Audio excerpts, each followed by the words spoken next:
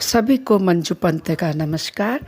विक्रम संवत 2080 का नाम पिंगला था, तो विक्रम संवत 2081 शाकिक 1946 इस बार का नाम है कालयुक्त। आइए इसके विषय में जानकारी दें आपको। सभी दोस्तों को मेरा नमस्कार। हेलो, मंजू पंत पहाड़ी भजन धारा प्रोग्राम में सबનું સ્વાગત છું।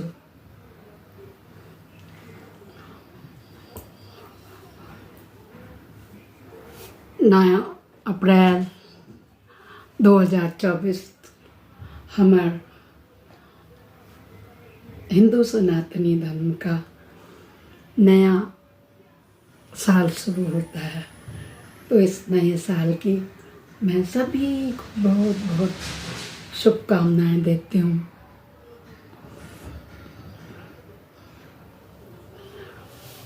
मेरे इस चैनल को जो लोग पहली बार देख रहे हैं वो सब्सक्राइब ज़रूर करें, और जिनको अच्छा लगे वो लाइक और कमेंट्स करें।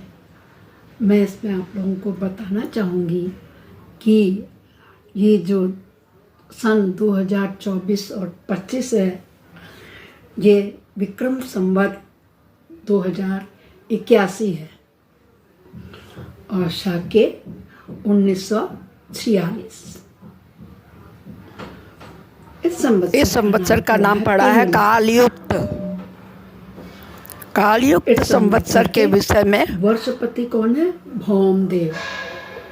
और अमान्य प्रधान कौन है? शनिदेव।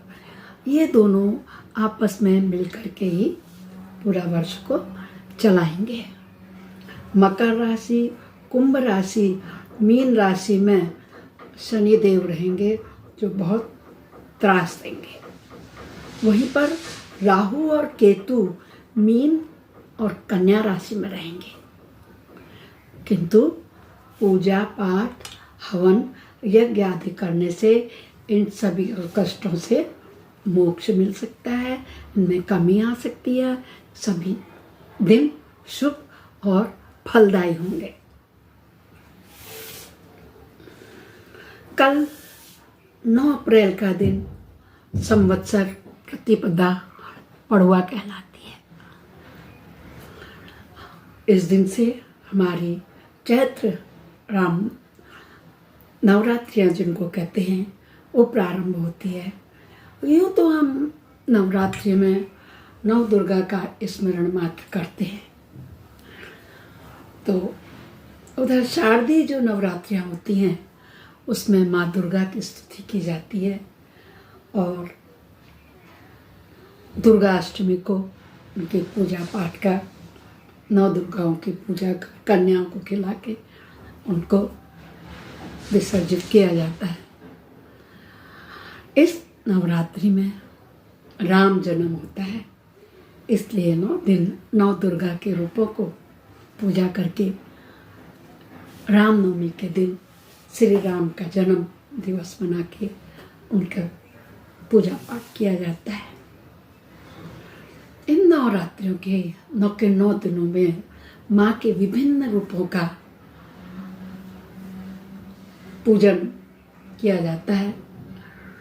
कहा जाता है प्रथमम शैलपुत्री च, द्वितीयम ब्रह्मचारिणी, तृतीयम चंद्र घंटेति, कूष्मांडेति, चतुर्थकम पंचमम स्कंद मातेति, षष्ठम कात्यायनीति च, सप्तमम कालरात्रि च, महागौरीति च, अष्टमम नवमम सिद्धिदात्री च, नव दुर्गा प्रकीर्तिता। इस प्रकार से हम 9 मैया के स्वरूपों की पूजा करते हैं। तो कल कलश स्थापन करके और माँ दुर्गा के प्रथम स्वरूप शैलपुत्री की पूजा की जाएगी। इस वर्ष में वर्ष भर कौन कौन से प्रमुख त्योहार कौन सी तारीख को मनाए जाएंगे, मैं आप लोगों को ये बताना उचित समझूंगी कि कल 9 अप्रैल को संवत्सर प्रतिपदा पड़ुआ मनाई जाएगी। तो 17 तारीख को रामनवमी होगी, 10 मई को अक्षय तृतीया होगी, 6 जून को वट सावित्री पूजा होगी। 16 जून को गंगा दशहरा मनाया जाएगा। 16 जुलाई को हरियाला और 9 अगस्त को नाग पंचमी का त्यौहार होकर के 19 अगस्त को रक्षाबंधन का त्यौहार मनाया जाएगा। दूर्वाष्टमी और कृष्ण जन्माष्टमी 26 अगस्त को मनाई जाएगी। हरतालिका व्रत इस वर्ष 6 सितंबर को पड़ रहा है। नंदाष्टमी और राधाष्टमी 11 सितंबर को पड़ेंगी। 17 सितंबर को अनंत चतुर्दशी का व्रत रखा जाएगा और फिर उसके बाद पितरपक्ष श्राद्ध लग जाएंगे और फिर शारदीय नवरात्रियाँ शुरू होकर 12 अक्टूबर को विजयादशमी, रामचंद्र जी विजय प्राप्त करके अयोध्या में वापस आते हैं तो उसको विजयादशमी कहते हैं। 16 अक्टूबर को कोजागरी पूर्णमासी मनाई जाएगी। 1 नवंबर को दीपावली मनाई जाएगी तो 2 नवंबर को गोवर्धन पूजा होगी। इस प्रकार 3 नवंबर को यमदूज, जिसको यम द्वितीया हम बग्वाली भाई बहन का टीका कहते हैं, जो कि धनतेरस के दिन पहले ही 3 दिन पहले से ही यमराज अपनी बहन यमुना के पास चल देते हैं, मनाई जाएगी। अब के 14 जनवरी को ही मकर संक्रांति है तो 26 फरवरी को महाशिवरात्रि पड़ेगी। 13 मार्च को होलिका दहन होगा और 15 मार्च को रंग खेला जाएगा, जिसको हमारे उत्तराखंड में छरणी कहते हैं। और जैसे कि आज सोमवती अमावस्या पड़ रही है, संवत्सर पूर्ण हो रहा है, उसी प्रकार 29 मार्च को अगले साल पूर्ण संवत्सरी होगी।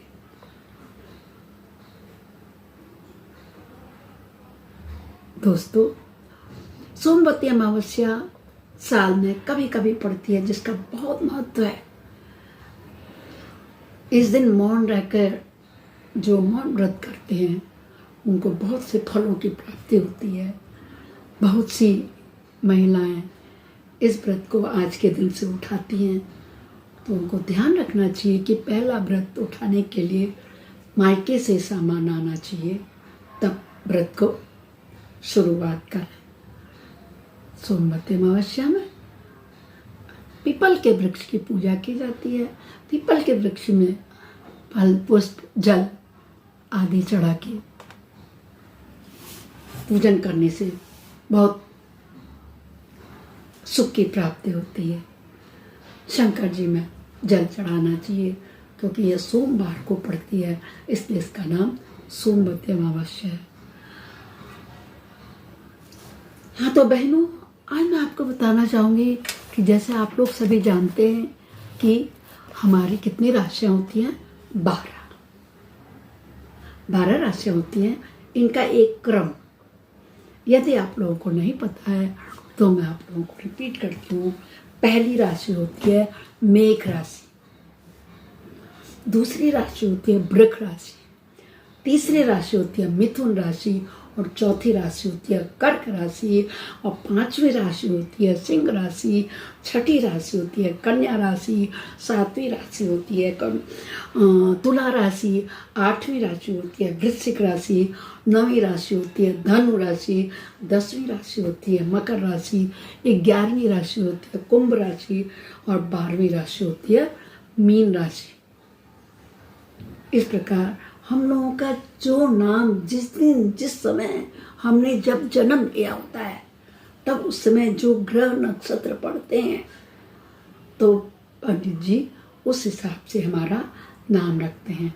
जैसे और लौ से पढ़ा तो मेघ राशि कहते हैं, हौ से पढ़ा तो कर्क राशि कहते हैं, मौ से पढ़ा तो सिंह राशि कहते हैं, श से पढ़ा तो कुंभ राशि कहते हैं, प से पढ़ा तो कन्या राशि कहते हैं, ऊ से पढ़ा तो वृक राशि कहते हैं, हौसित परमा। इस प्रकार से ये 12 राशियां हैं। अब मैं आपको बताऊंगी कि इन 12 राशियों का साल भर में क्या प्रभाव पड़ेगा, हम सब राशियों का कैसा वर्षफल रहेगा, क्या आय व्यय का ब्यौरा होगा, कितना लाभ होगा, कितना हानि होगी, किसको भ्रमण करने को मिलेगा, किसको कष्ट होगा, किसकी जीत होगी, कौन प्रसन्न चित्त रहेंगे। ये सब जानने के लिए आप बने रहिए मेरे ब्लॉग में। आप लोगों को बहुत अच्छी अच्छी जानकारी मैं दूंगी। मैं मंजू पंत, आप लोग जैसे जानते हैं कि मैं उत्तराखंड से हूँ, तो मेरा पहाड़ी चैनल है, पहाड़ी ही पहनावा पहनती हूँ मैं, तो उसी पहाड़ी के हिसाब से हमारे हिंदू सनातनी नए संवत्सर के शुरुआत होने पर मैं आप सभी लोगों को पुनः नव वर्ष की शुभकामनाएं देती हूँ। अब मैं आपको आगे बताऊंगी, आप लोग बने रहिए। तो मैं बता रही थी दोस्तों आप लोगों को कि आय व्यय चक्र, जैसा कि हम लोगों के यहाँ ये संवत्सर सुनाने के लिए हम लोग पंडितों को बुलाते हैं, वो घर में आते हैं और सुनाते हैं और बताते हैं। तो उस प्रकार मैंने बताया, तो ये सब एक गणितीय ज्ञान होता है, पंचांग के अनुसार होता है।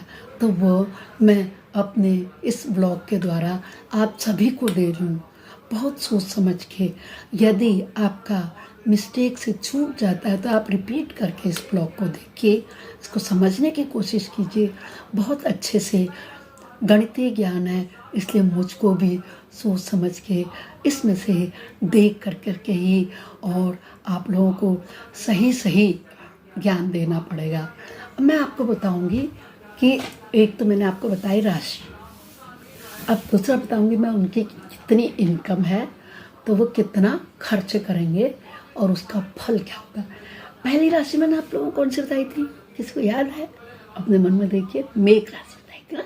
तो मेघ राशि वालों के लिए ये शास्त्रानुसार बताया गया कि वो उनकी इनकम 8 होगी और खर्च कितना होगा 14 के बराबर। 8 मतलब 8 रुपया नहीं, इनकम का एवरेज बताते हैं कि अगर उनके 8 के बराबर कमाई होगी तो उनका कितना होगा 14।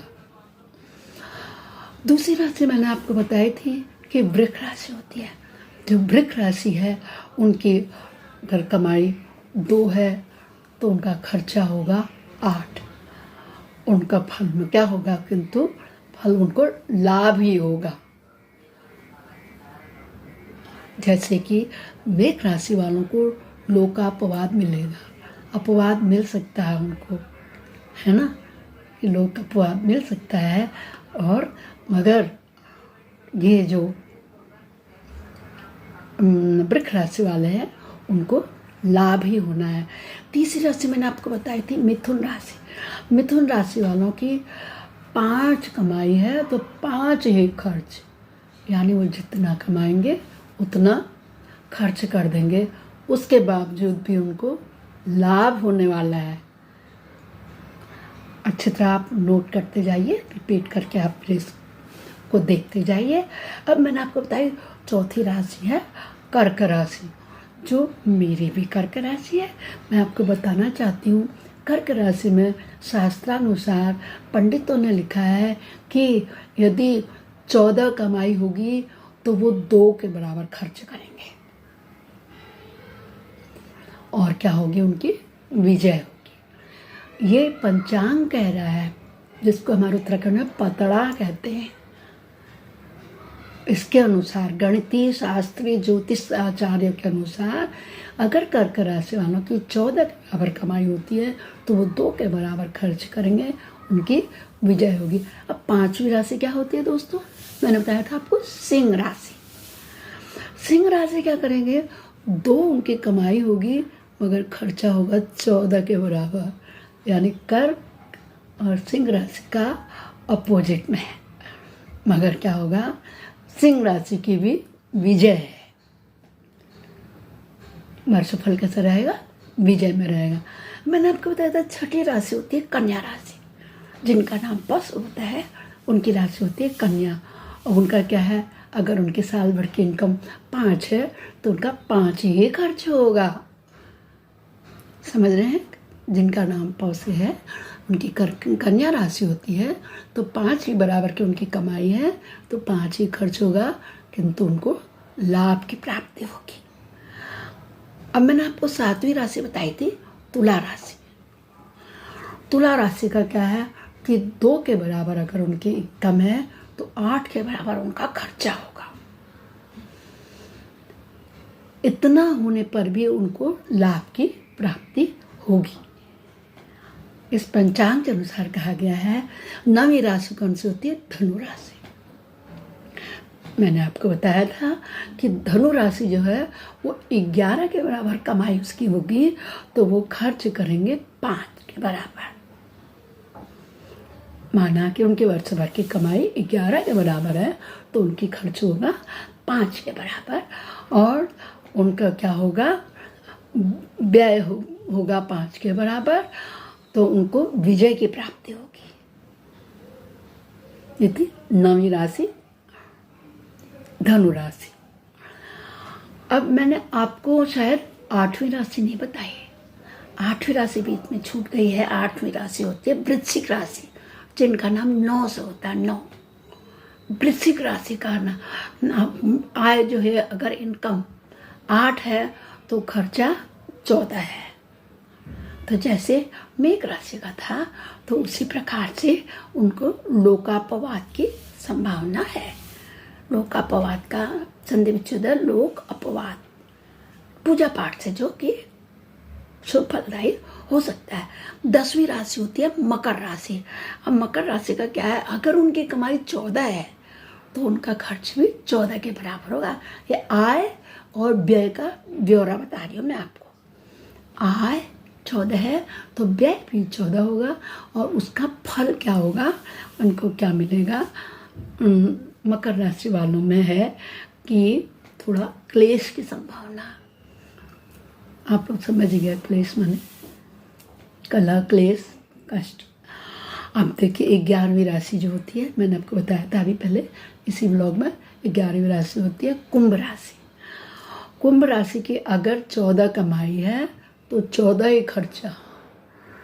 इनकम आय 14 है तो व्यय भी 14 ही होगा, और उनमें भी कोई क्लेश की संभावना है। आखिरी और 12वीं राशि मैंने आपको बताई थी कि मीन राशि होती है। कुल 12 राशियाँ होती हैं। इन मीन राशि का आय तो होगी 11 तो व्यय होगा 5 के बराबर, और क्या होगा, इनके विजय होगी। ये हमने आप लोगों को आय व्यय का ब्यौरा समझाया। अब इसके बाद देखिए क्या होता है। इसके बाद जो संक्रांति आएगी तो उसको कहते हैं विक्वत संक्रांति, या कल का दिन। इस संक्रांति पर्व में किसको क्या है, जैसा कि मैं बता रही थी कि हम जब जन्म लेते हैं तो हमारी एक राशि होती है, एक नक्षत्र होता है ना। तो उसी प्रकार देखिए हमने कहा कि सिर, सबसे पहले शीर्ष कहते हैं। सिर कौन कौन से राशि वालों को जाएगा, जिनका उत्तराभाद्र है, रेवती नक्षत्र है, अश्विता नक्षत्र है, भरणी नक्षत्र है, कृतिका नक्षत्र है, रोहिणी नक्षत्र है और मृगशिरा। इन नक्षत्र वालों को शीर्ष जाएगा, है ना। और हृदय किसको जाएगा, ज्येष्ठा जिसका है, मृगशिरा जिसका है, नहीं मुखा है, अच्छा हाँ, और पूर्वाषाढ़ा जिसका है, उत्तराभाद्रा जिसका है, श्रवण नक्षत्र वालों को हृदय जाएगा। मुख किसको जाएगा, धनिष्ठा होता है ना नक्षत्र, और शतभिषा और पूर्वाषाढ़ा जिसका नक्षत्र इसमें जन्म हुआ होगा, उनका मुख जाएगा। और दायां हाथ किसको जाना है, स्वाति नक्षत्र वालों को, विशाखा नक्षत्र वालों को, अनुराधा नक्षत्र वालों को। और बायां हाथ किस में जाएगा, उत्तराभाद्रा, हस्त और चित्रा नक्षत्र वालों को। दक्षिण पाद दायां पैर अश्लेखा नक्षत्र वालों को, मघा नक्षत्र वालों को और पूर्वाषाढ़ वालों को। अब वाम पाद का है पुष्य नक्षत्र और आ, पू और ती नक्षत्र, ये तीनों नक्षत्र वालों को बायां पैर गया हुआ है। हमारे यहाँ ये माना जाता है कि कपाले भूपाल स्तनु वदने पंडित करो, जिसको कपाल गया है वो पंडित गया। धनाध्यक्षे वक्षे अनुपम वधु दक्षिण करे, जिसका दायां हाथ गया उसको धन की प्राप्ति होती है। करे वामे भयक्षम भ्रमणाख्यम दक्षिण पदे, जिसका दायां हाथ और दायां पैर गया है, दायां राइट पैर, उनका क्या होगा, भ्रमण होता है। पदवा में मृत्यु भवती निज नक्षत्र गणनाथ, बायां पैर जिनको जाता है उनको मृत्यु के समान कष्ट होता है, यानी अधिक कष्ट होता है, ये बताया गया है इसमें कि उक्त चक्र का आशय यह इस जो मैंने बताया अभी आपको, इसका यह आशय कि वर्षारंभ यद्यपि चांद मास के अनुसार चैत्र शुक्ल प्रतिपदा से ही होता है, तथापि सौर मास क्रम में मेघ संक्रांति से वर्षारंभ उससे कम महत्वपूर्ण नहीं कहा जा सकता। अतः मेघ संक्रांति प्रवेश काल में जन्म नक्षत्र स्थिति वशात व्यक्तिगत शुभाशुभ होते हैं, इनको ये नहीं मानना चाहिए। इसलिए हमारे यहाँ कहा जाता है कि जिसको बायां पैर गया हुआ है वो एक चांदी का पैर बना करके पंडित को क्या कर देते हैं, दान कर देते हैं, पंडित को दान कर देते हैं संकल्प करके, तो उनका जो कष्ट होने वाले होते हैं वो दूर हो जाते हैं, ऐसा कहा जाता है। देखिए, मैं कोई पंडित तो हूँ नहीं, मैं कोई ज्योतिषाचार्य तो हूँ नहीं, मैं तो पंचांग के अनुसार और जो हमारे गणना शास्त्रियों ने ज्योतिषाचार्यों ने पंचांग में लिखा है उसके अनुसार मैं पढ़ के आप लोगों को यह इसलिए सुना रही हूँ कि कल 9 वर्ष में हमारे यहाँ यह सुना जाता है, पढ़ा जाता है। इसलिए आप लोग भी कल जिसको पंडित की सुविधा न हो वह इसको सुन ले, पंचांग सुनना शुभ माना जाता है। अब मैं बताऊंगी कि 12 के 12 राशि वालों का कैसा जाएगा वर्ष। देखिए, मैं पढ़ के सुना रही हूँ आप लोगों को, मुझे याद नहीं है ये। मेघ राशि वालों के लिए वर्ष में प्रथम मास में भय एवं कष्ट, तत्पश्चात गुरु की कृपा दृष्टि से नवीन तथा रुके हुए धन लाभ के मार्ग प्रशस्त होंगे। भौतिक सुख संसाधनों में वृद्धि होगी। स्वास्थ्य में कभी कभार उतार चढ़ाव की स्थिति बनेगी। आषाढ़, आश्विन और फाल्गुन में कार्य सिद्धि के योग हैं।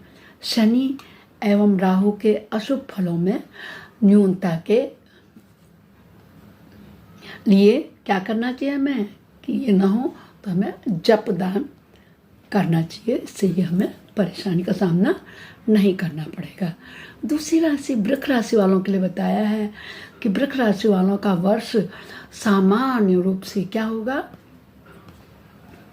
मैं बताती हूँ आपको। वृक्ष राशि वालों का वर्ष सामान्य फलदायक होगा। पारिवारिक समस्याओं से जूझना पड़ेगा। एकादश राहु समय समय पर वित्त प्राप्ति करवाएगा। वित्त माने धन की प्राप्ति करवाएगा। स्वयं एवं संतान की पदोन्नति से जहाँ मन प्रसन्न होगा वहीं वैमनस्य तथा धनहानि से मानसिक कष्ट भी होगा। चैत का महीना, सावन का महीना और कार्तिक का महीना शुभ फलदायक रहेंगे। गुरु, शनि एवं केतु के जपदान से अशुभ प्रभाव में कमी आ जाएगी। इसके बाद आती है तीसरी राशि मिथुन राशि।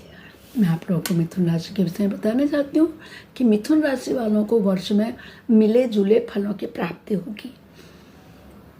अधिक परिश्रम करने के बाद भी अच्छे परिणाम मिलने की संभावना बहुत कम है। वाणी पर संयम रखना शुभ फल देगा। कृषि कार्य करने में लाभ होगा। वैशाख, भाद्र एवं माघ शीर्ष में महत्वपूर्ण कार्य करना शुभ फलदायक होगा। कौन सी राशि को? मिथुन राशि को। गुरु, शनि, राहु और केतु का जपदान करने से अशुभ फलों का परिहार संभव है। अब इसके बाद मिथुन राशि के बाद आती है कर्क राशि। मैंने बताया था आपको, कर्क राशि वालों की शनि ढैया से प्रभावित रहेगी।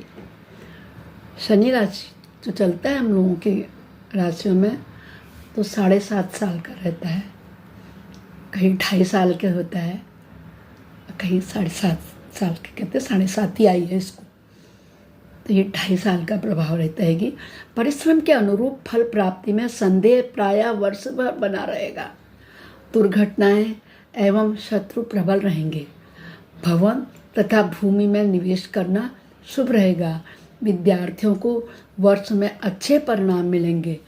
ज्येष्ठ, अश्विन और पौष मास में महत्वपूर्ण कार्य सिद्धि होगी, कर लेने चाहिए।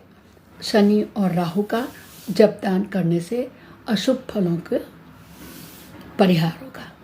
कर्क राशि के बाद दोस्तों आती है सिंह राशि। सिंह राशि वालों का वर्ष सामान्य फलदायक होगा। वर्ष के पहले माह में सम्मान एवं धन वृद्धि के प्रबल योग हैं। गुरु के राशि परिवर्तन के बाद धनागम के स्रोतों में बाधाएं आएंगी। जब गुरु का राशि परिवर्तन हो जाएगा ना, सभी 9 जो ग्रह हैं ये सभी राशियों में घूमते हैं, सभी नक्षत्र, तो जब ये अपना राशि परिवर्तन करेंगे तब धनागम के स्रोत में थोड़ी बाधाएं आ सकती हैं। विद्यार्थियों को प्रतियोगिताओं के क्षेत्र में आंशिक सफलता मिलेगी। राजद्वार से परेशानियों का सामना करना पड़ेगा। आषाढ़, कार्तिक तथा माघ माह शुभ फलप्रद है। शिव आराधना तथा गुरु, शनि, राहु एवं केतु का जपदान करना श्रेयस्कर होगा।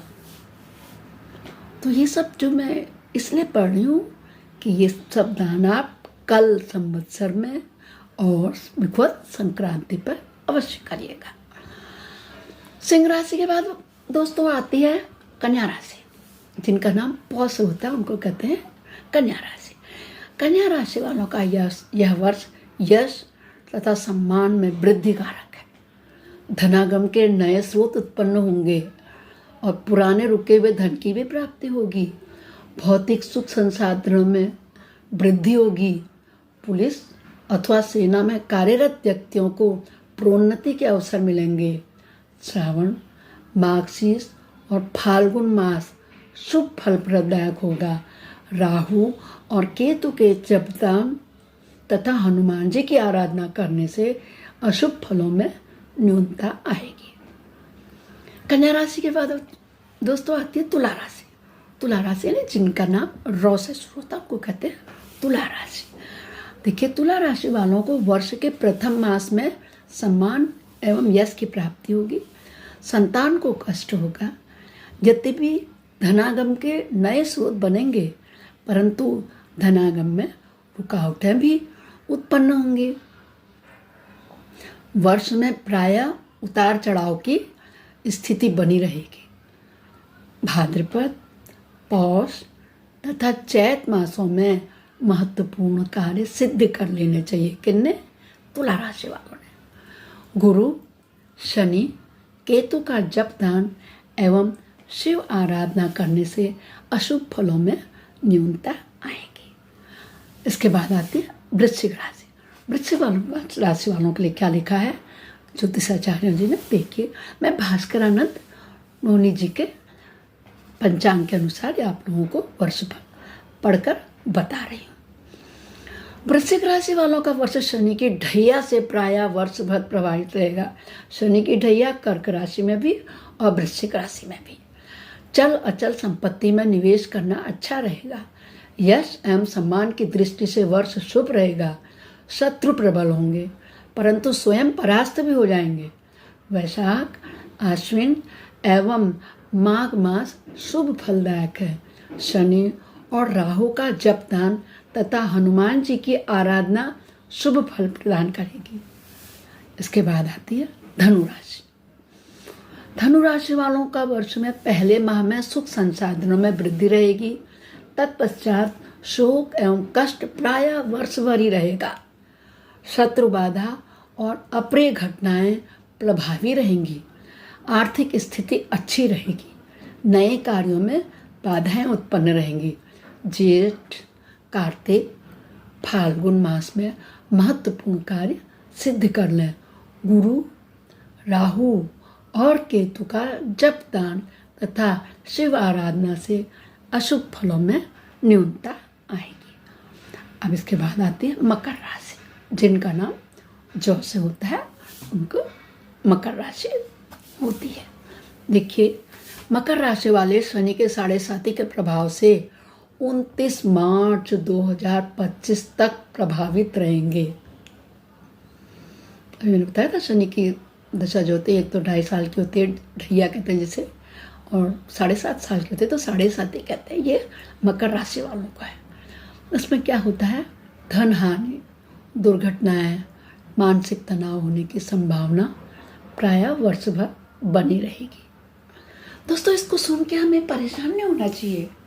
ये तो सभी पे, सभी राशियों को वर्ष भर उतार चढ़ाव, दुख सुख का रहना ही पड़ता है, जिसका एकमात्र उपाय हमें क्या बताया गया है, जप, तप, ध्यान, योग, शिव पूजा आदि दान पुण्य से ये सब प्रभाव इनके कम हो जाते हैं। वर्ष के पहले मास उपरांत सुख तथा लाभ के योग बने हैं। आषाढ़, माघशीर्ष और चैत्र मासों में शुभ परिणाम मिलेंगे। शनि और केतु ग्रह के जपदान उपाय भी बताते हैं। साथ साथ भूल जाएं तो साल भर कभी भी इस वाले साल में 2024-25 में आप पूरे 25 तक इसको रिपीट खोल के देख सकते हैं, पढ़ सकते हैं, मेरी ग्रह में, मेरी राशि में क्या है, मुझे क्या करना है। तो कहते हैं आषाढ़, माघशीर्ष और चैत्र मासों में शुभ परिणाम मिलेंगे। तो शनि और केतु के जपदान तथा शिव आराधना से अशुभ फलों का परिहार संभव है। अब आती है कुंभ राशि, जिनका नाम शव से शिव, शिवम ऐसे नाम होते हैं।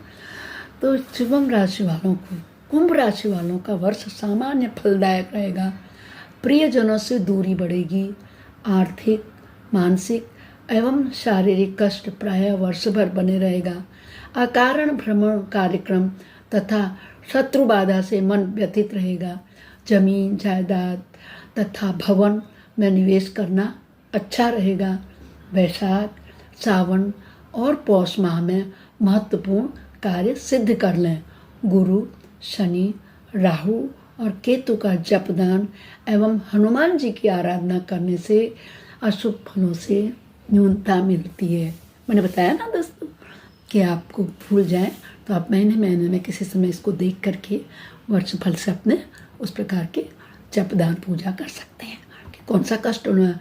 अब दोस्तों, सबसे लास्ट और आखिरी राशि होती है मीन राशि, जिनका नाम दो शब्द से होता है, द, दी, दू, है ना, उनको वो नाम से भी वालों को मीन राशि होती है। मीन राशि वालों को क्या है, शनि से प्रभावित रहेंगे। मीन राशि वालों का शनि प्रभावित करेंगे। वर्ष के पहले मास यानी कि ये चैत्र में आर्थिक लाभ के अवसर प्राप्त होंगे। पारिवारिक कलह, रोग एवं शत्रु बाधा से मन व्यथित रहेगा। जीवन में संघर्ष बढ़ेगा। चल अचल संपत्ति में निवेश शुभ फलदायक होगा। जेठ, भाद्रपद तथा माघ मास शुभ रहेंगे। गुरु, शनि, राहु तथा केतु का जपदान एवं शिव आराधना से अशुभ फलों का प्रभाव क्या होगा, कम हो जाएगा।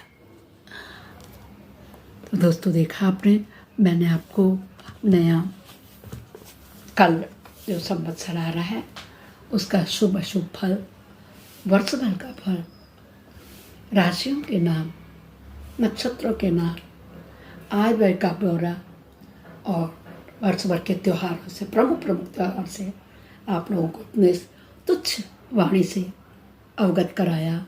यदि कोई त्रुटि हुई हो तो छोटी बहन समझ के माफ़ कर दीजिएगा। वैसे मैंने अपनी ओर से कोई त्रुटि की तो नहीं है। आप लोगों को मेरा ब्लॉग अच्छा लगा हो तो ज़रूर सब्सक्राइब कीजिएगा, वो लोग जो पहली बार देख रहे हैं। अदरवाइज जो पहले से सब्सक्राइब कर चुके हैं उनको कुछ भी करने की ज़रूरत नहीं है, वो अंगूठा दबा दें और कमेंट्स कर दें। मुझे भी अच्छा लगेगा। मैं अगले साल और अपनी वाणी में सुधार करके और अधिक से अधिक विषय वस्तु आप लोगों को देने का कष्ट करूँगी। इस बार मैं एक चीज़ और देना चाहती हूँ आपको, जैसे कि अंग्रेजी माह, हैप्पी न्यू ईयर। जनवरी आप लोगों को पता है, जनवरी, फरवरी, मार्च, अप्रैल, मई, जून, जुलाई, अगस्त, सितंबर, अक्टूबर, नवंबर, दिसंबर, जब है ये 12 महीने पता है।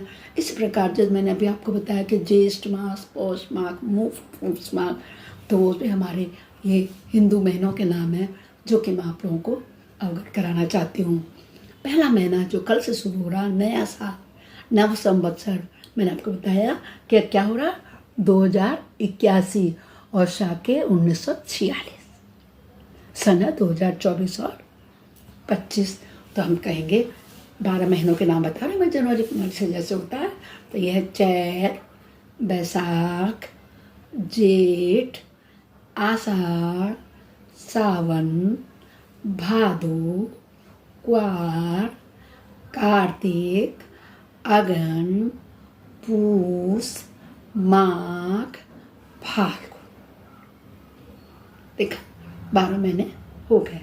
आप लोग चाहें तो नोट कर सकते हैं राशिफल भी, राशियां भी कितनी होती हैं करके। और इस प्रकार नहीं तो जब आपको मन चाहे, यूट्यूब में मैं सिर्फ इसको संकलित करने के लिए ही करती हूँ, अपने सबका भला करने के लिए ही। ये मैंने अपने मनोरंजन, आप लोगों को अपना तुच्छ वाणी से तुच्छ ज्ञान को विस्तार करने के लिए यूट्यूब चैनल ज्वाइन किया है। आप लोगों का उत्साह, आप लोगों का सपोर्ट जो मिल रहा मुझे, उसके लिए बहुत बहुत बहुत बहुत सभी साथियों, बहनों, भाइयों को, सभी को मेरा सधन्यवाद, प्रणाम, नमस्कार, छोटों को प्यार। अच्छा दोस्तों, पुनः आप लोगों को कल आने वाले नए साल की बहुत बहुत बहुत बहुत शुभकामनाएं। कलश स्थापन कीजिएगा, देवी मंदिर में जाइएगा, देवी स्तुति कीजिएगा। मंत्र है ओम ऐं ह्रीं क्लीं चामुंडाय विच्चे, है ना, ओम ह्रीं क्लीं ह्रीं चामुंडाय विच्चे, ओम ह्रीं क्लीं ह्रीं चामुंडाय विच्चे, ओम नमो दुर्गाय नमः। कुछ नहीं कहना। तो या देवी सर्वभूतेषु लज्जारूपेण संस्थिता नमस्तस्यै नमस्तस्यै नमस्तस्यै नमो नमः। या देवी सर्वभूतेषु बुद्धिरूपेण संस्थिता नमस्तस्यै नमस्तस्यै नमस्तस्यै नमस्तस्यै नमो नमः। इसी प्रकार सभी देवियाँ, सभी में सुधा रूपेण संस्थिता, शांति रूपेण संस्थिता, भ्रांति रूपेण संस्थिता, सभी में हम सभी प्रकार के देवी को नमस्कार नमस्कार नमस्कार। मेरा ओम दुर्गा देवी नमः, बहुत छोटा सा बीज मंत्र लेके ओम श्री दुर्गा देवी नमः, श्री दुर्गा देवी नमः। जो भी बहनें महिलाएं इस व्रत को करती हैं, इतना छोटा सा मंत्र का जाप अवश्य करें। न करें 108 बार, 51 करें, 21 करें, 11 करें, 8 करें, 5 करें, 3 करें, 2 करें, 1 करें। उस माँ जगदम्बा परमात्मा की जो कि इस सृष्टि को चला रही है, जिनकी बदौलत आज हम आप एक दूसरे को इस प्रकार से मिल रहे हैं, बातचीत कर रहे हैं, हम इस धरती पर आए हैं, सभी सुख वो हमें देती हैं। उनका धन्यवाद रूप में वर्ष में एक बार ही नवरात्रि आती है, चैत्र नवरात्रि, दूसरी नवरात्रि शारदी आती है, वो भी एक बार आती है। तो बड़ी श्रद्धा से पूजा पाठ करें। सभी को मेरी ओर से बहुत बहुत बहुत बहुत बधाई हो। नमस्कार।